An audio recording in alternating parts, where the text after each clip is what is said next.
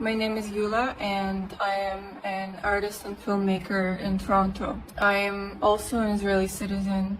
I left Israel 23 years ago and I've been living in Canada ever since. This is my Israeli passport, it was my Israeli ID and army exemption card. I didn't serve in the army. Last week I submitted an application to renounce my Israeli citizenship in the consulate here in Toronto. It wasn't a decision I made lightly. I've been thinking about it for a long time.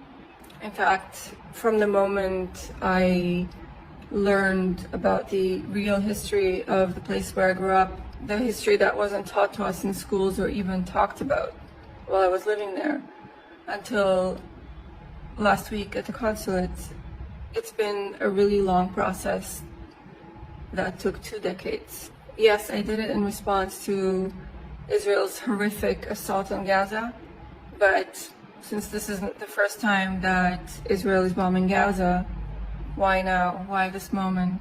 Because the amount of casualties has reached catastrophic proportions, and even though we're in a temporary ceasefire or pause or whatever you want to call it right now, it seems like it's not going to end anytime soon. And even Israeli officials are saying that after the pause, they intend to keep bombing for 2 more months at least.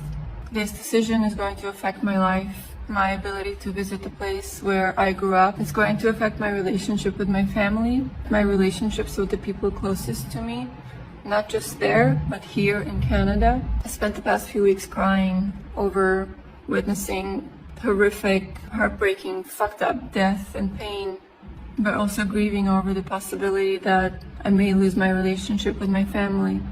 And there are many of us in this position, and we don't even live there, but the poison of that incitement is affecting us as well.